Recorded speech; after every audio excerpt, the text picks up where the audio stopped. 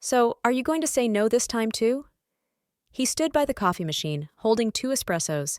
He handed one to me, without a smile, no eye contact, just a gesture, like a habit. He knew I would refuse, but he said it anyway, for himself, to mark another attempt. I took the cup, but not coffee, a look, confident, calm, but cold as glass. Yes, David, this time too. That was the third try, and I already knew there would be no fourth. There would be no jokes. There would be no, it's okay. Because it was never a flirtation. It was power. My name is Britney Jones. I'm 42. I'm a senior marketing analyst at South Peak Engineering. 8 years. Not a single missed deadline. Not a single failed tender. I've been praised. Regularly. But I was never promoted. And I knew why. Because knowing how to say no politely is not a skill that is considered worthy of reward in this game.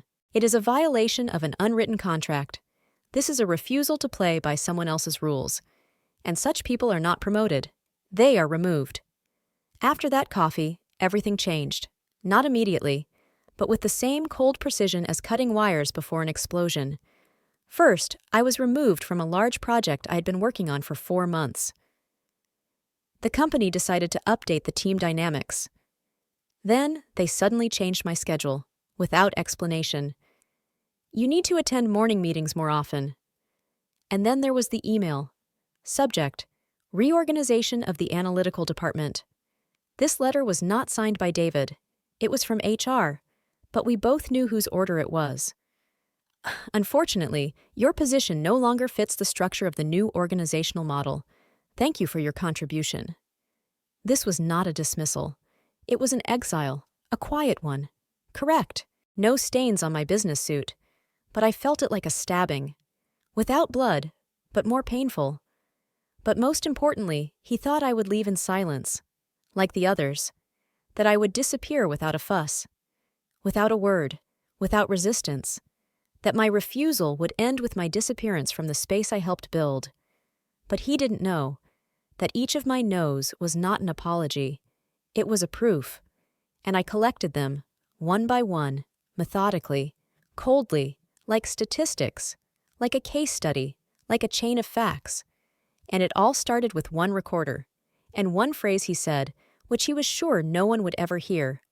The first recording was accidental. I turned on the recorder because I knew he would say something off the record, and I was right. I just think that a woman in your position should be more flexible, not just in numbers. It didn't sound like a hint. It sounded like a poorly veiled ultimatum. I did not answer. I simply left the office in silence. And at home, I listened to everything for the first time. David's voice, smooth, controlled, and poisonous. From that day on, I recorded everything. Rallies, conversations in the corridors, comments between the lines. I wasn't looking for drama. I was looking for patterns. How come you haven't realized that a career is not just about excel? You're so smart. It would be a shame if you were pushed out by younger, more open-minded people. You know, I heard that you are a little cold with clients. Maybe you need to relax? A smile. Always with a smile. And always in a room where there were no witnesses. But now there were recordings. I bought an external disc. I called it Archive 1. I systematized it. The meetings folder contains the date, time, location. Folder threats, direct and indirect. A folder called Post-Meeting Silence, when, after my refusal, they suddenly accidentally forgot to invite me to key discussions. It was no longer my emotions. It was the structure. And when I turned to a lawyer, an acquaintance of my friend's sister, she listened for 15 minutes and said, "You have a case. And it's not just about harassment. It's about how people in power devalue careers when they don't get sexual returns. We can ruin everything for him." I was silent, but for the first time, not out of fear, it was because of strategy. He built his career on the fact that everyone was silent. I was building my case on the fact that I was listening, and I wrote it down. And when he sent me the final goodbye with a letter of gratitude for cooperation, I sent something shorter in response. One line, one file, name, recording_038_final.mp3. He replied in 2 minutes, a short letter with no subject line, May I know what it is? I did not answer. An hour later, another one. Britney, if you have any questions or complaints, it's best to resolve them in confidence. I'm open to dialogue. Dialogue? After being kicked off the team? After all my data was leaked to HR, after the phrase, "she's too cold for client meetings"? I sent the second file. Recording_016_lunchbreak.mp3. His voice in the informal kitchen. I think Britney is just not ready for promotion. She lacks softness, charisma. Women need to be a little more flexible, both for the team and for the atmosphere. The third letter was a little longer. I think it was a misunderstanding. We could have met, discussed everything without emotion. It doesn't change anything, but let's save our reputations, yours and mine. His reputation. There it is. I did not meet. Instead, my lawyer sent a formal notice to South Peak Engineering's legal department. The demand was for an internal investigation, suspension of David's actions for the duration of the investigation, and protection of personal data. And also a list of evidence. 38 audio recordings. Packaged by date. And one video from a phone camera, from a New Year's Eve office event, where David took the liberty of flicking my waist as he walked by. It was filmed by a colleague of mine who was just testing slow motion. No one laughed in that video. Not even me. Just a short moment, and my frozen reaction. That was enough. 3 days after the lawyer's letter, the HR manager sent me a message directly. The company is initiating an investigation into the situation. We are grateful for your patience. Your behavior has always met the highest standards. It was a formal letter, but between the lines it read, "We didn't know you didn't just leave. You were preparing." He thought I was silent because I was broken, but I was silent because I was uploading evidence to the cloud. And at that moment, as always happens, someone from inside suddenly started talking, and some of the truths I didn't expect were even worse than the ones I already knew.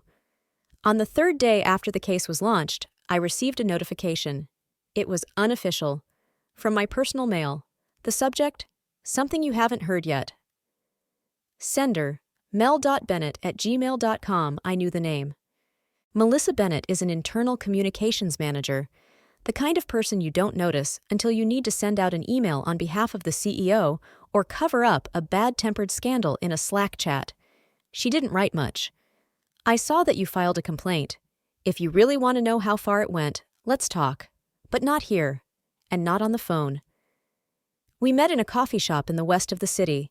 She sat down across from me, looking nervously around, like in a cheap spy movie, and told me right away. I kept screenshots. Some things weren't supposed to get into the internal channels, but, David asked. Asked for what? I could hardly breathe. He asked me to help you change the focus of your project. I shifted the focus to others. At first, it looked like just an HR game. You know, like shuffling roles to show that you weren't the only one doing analytics. But then he sent me a list. Who should intercept your data? Who should write reports instead of you? And you agreed? I could barely stop myself from raising my voice. She nodded. I was afraid. I saw how he took out the two before you. He didn't fire them, he transferred them, and then they just disappeared from the big cases. I didn't know how to react. But when I saw the video from the New Year's party, she covered her face with her hands. She handed me a flash drive. It contained internal correspondence, subtle blackmail, micro-sabotage, instructions from David. You can hint that she's not a team player. Do it gently, but make sure it's recorded.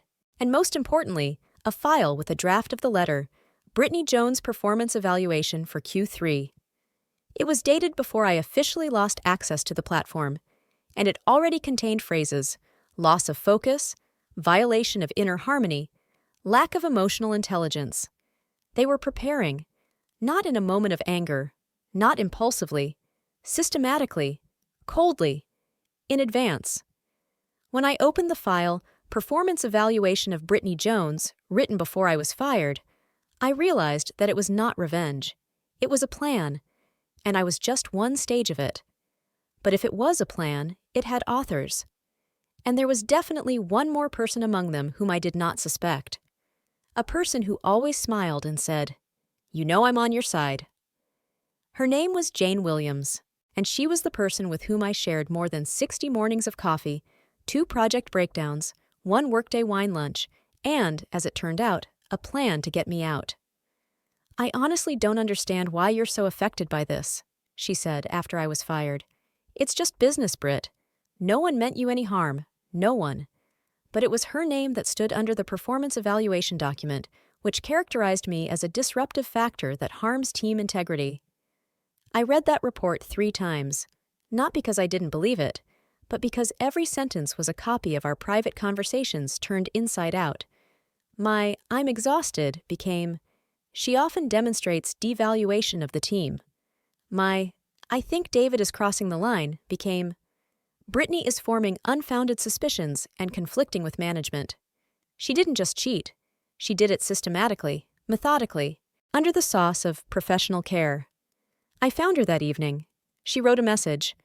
"I know you signed that letter. I just want to know why." She replied only 3 hours later. "I thought you could handle it. And if not, well, David wouldn't have backed down anyway. I can handle it. Only without illusions. They accused me of being unstable. But no one asks how much stability you need to withstand having daily coffee with someone who is planning your downfall. But just when it seemed that I had seen all my enemies, a third player entered the game. And this time, it was not from the company. I've always believed that stories on BuzzExpose are written by those who can't stand it, those who have no evidence, those who scream because they have nothing else to defend themselves with. Until I read the draft of the letter, with words that I had never said, but which could have broken my spine if I had actually signed them. She is a risk, not an asset, a potential destabilizing force for any team. We recommend removal from the system. And when Grace wrote to me, I didn't respond immediately. Her letter was emotionless, precise, like an analyst. She knew the names, the dates, the chronology. She even knew about the meeting on Friday, which I hadn't attended because I had been forgotten to send an invite. I study corporate cases where power is used as an instrument of sexualized control. Your story is not an isolated one, but your case is the most accurate. If you are ready, I want to give you a voice. A voice. After silence, it cuts, but silence destroys. We met in a coffee shop, not for the camera, not for an article, just to talk. Grace is not the kind of person to feel sorry for me. She didn't ask how I was feeling. She asked, "Do you have copies of the metadata, the original creation dates of the files?" "Aye? Are you ready to speak officially? Not anonymously?" "Yes." But then she added something I didn't expect. "Britney, you're not the first, and you may not be the last. But if you speak up, the next woman will not be alone." My lawyer didn't like that. Journalists are not a court of law. They pass judgment even before the system announces it. And the system has been silent for 6 months, Joan. And I made up my mind, not for myself, not for revenge, but so that there would not be another Britney in the same office, in any city, left alone. If I lost my job because I refused, then losing my silence was the least of my fears. In the first 30 minutes after publication, I didn't even touch the comments. Not because I was afraid. The fear had already passed, even last night when I pressed publish. It was just, I knew what would happen. I could almost quote from memory. "She wants fame." Another one who didn't get a promotion and decided to take revenge. Another would have agreed and lived in peace. These phrases are like popcorn in the microwave, predictable, quick, and empty. The same ones that are always fired in the direction of women who do not keep silent. And although I consciously chose this storm, it was still hard to see it in reality. But at 9:12, I received a letter, with a one-word subject line. "Thank you." At first, I thought it would be formal support. Maybe a journalist, maybe an acquaintance. But it turned out differently. "Britney, we have never crossed paths directly. I worked in the IT department. David asked me to deliver a report when you were out of the office. At the time, I didn't understand why he asked me. After that, I also became undesirable. I was laid off a month and a half before you. You don't know me, but I remember you. You always said thank you, even to the IT people. even when everyone else was running around like crazy and no one cared about the little things. Thank you for coming forward. Because I couldn't. I read this letter 3 times, the first time as a testimony, the second time as a confession, and the third one hurt. Because it was not a comment on the internet. It was real. It was real. And more painful than any, she just couldn't stand it. By lunchtime, everything was on fire. Buzz Expose published the first analytics, 430,000 views, 17,000 shares, 6 requests from law firms that wanted to join the case. At 1336, the company's official statement. It's cold, polished, written by lawyers, not people. South Peak Engineering does not support any form of discrimination or harassment. All reported cases will be reviewed by an ethics board appointed by an independent party. We encourage professional dialogue and ask that public misinformation that could damage people's reputations without evidence be avoided. Without evidence. They dared to say that to me who has 38 audio recordings, 63 emails, signed instructions, and Mel, who saw more than she should have. At 14:03, I received a short message from Grace. It's just getting started. Are you ready? I didn't answer, not because I had nothing to say, but because the answer was already obvious. Yes, I was ready, not as a victim, not as an emotional employee who was removed for the sake of team harmony. I am a precedent. My case is no longer just mine, and that is why it has become dangerous. For those who have been hiding in the shadows for years, hiding behind statuses, titles, boards of directors, now let them try to hide from the light. At 10:06 a.m., the phone rang. Mel's name was on the screen. I didn't even have time to say hello. Brit, one file disappeared from the servers yesterday. The name is internal review _SPR25draft.docs, the one with the results of your internal review for April.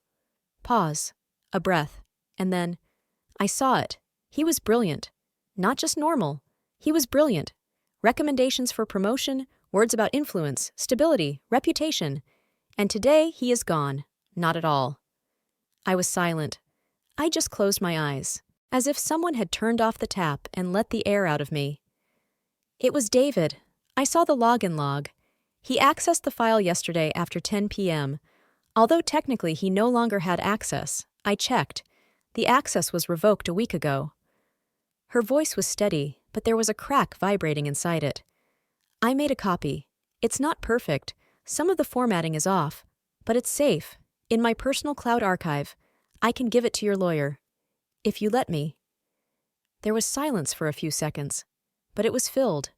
Not emptiness, but dense silence, like in a room before someone who has been silent for years comes out. I don't want to live in fear anymore, Britney, she finally said, quietly, and it sounded like an oath.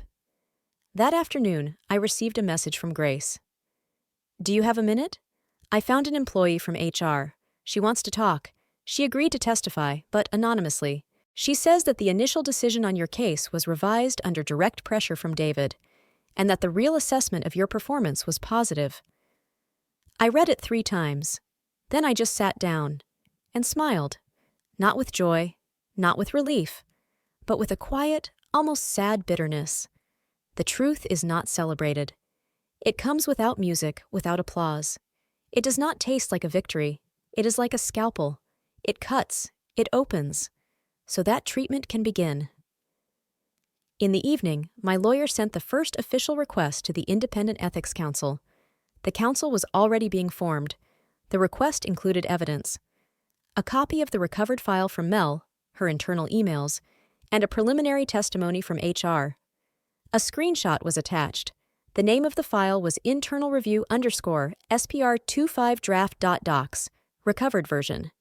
At first, I didn't pay attention to the details, and then I read the manually added comments. Strong leadership, high emotional intelligence, model for ethical decision-making. And below, in gray font, last modified by David Esau South Peak. He thought a file was just a file, something to be wiped clean, forgotten, put away. But this document was a sentence, not only because of what it said, but because of the person who edited it last. He signed it himself. He left a digital trace, and this is no longer just a text. It is a proof, and a seal, his own. At 8:43 a.m., a short, almost sterile message appeared on the company's Slack. David S. is on vacation. Interim responsibilities have been transferred to the Chief Operations Officer. No thank you for your contribution, no enjoy your vacation, or look forward to a reboot. Just vacation. The office instantly christened it sabbatical. A dry wording that smells not of coffee, but of fear, or rather, an attempt to hide its taste. And even though I wasn't in the office, I could almost hear the office door opening, things being packed, someone not making eye contact. Because this is how those who are used to being untouchable disappear. Later that day, Mel sent me an excerpt from an internal presentation. Board of Directors, strategy session. She had been working on this presentation for almost 6 months, and now there was a new item in the slides.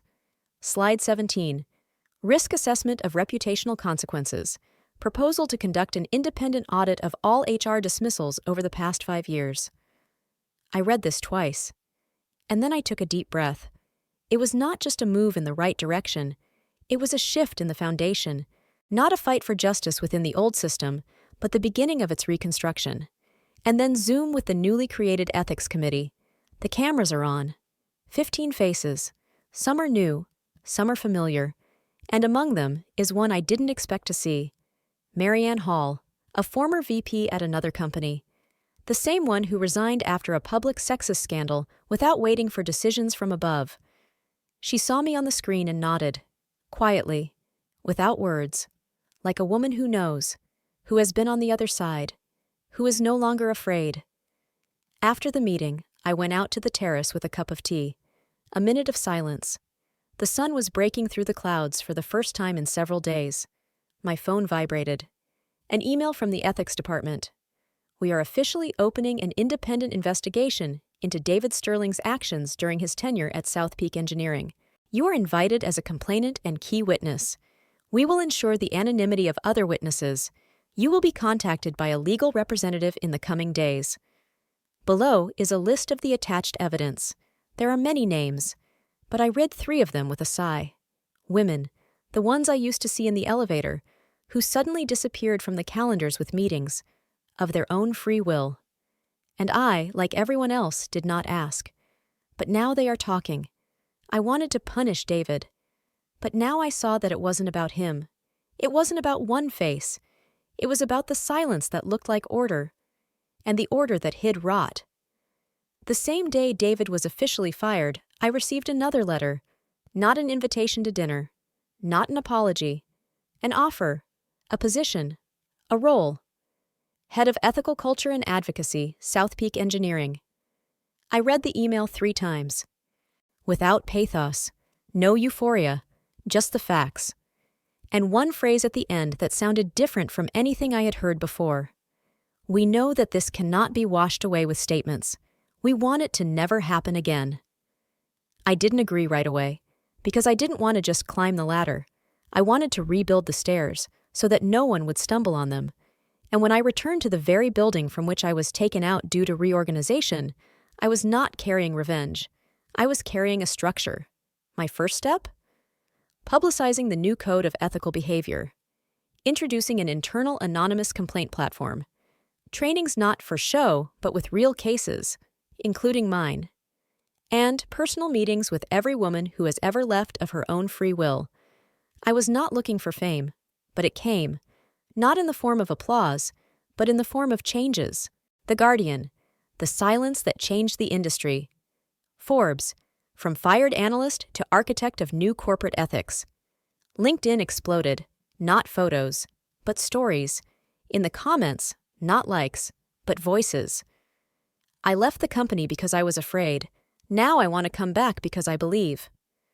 This is not about a career, it's about dignity. I have been silent for years, but today, for the first time, I'm not afraid. And David? He disappeared, like everyone else who is used to hiding behind roles, and I stayed, not as a winner, but as a woman who didn't run away from the system, but took it in her hands and rebuilt it. I did not win the battle.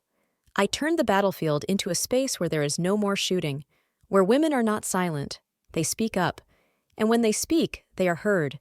And I am no longer a victim. I am an adjective to the word change.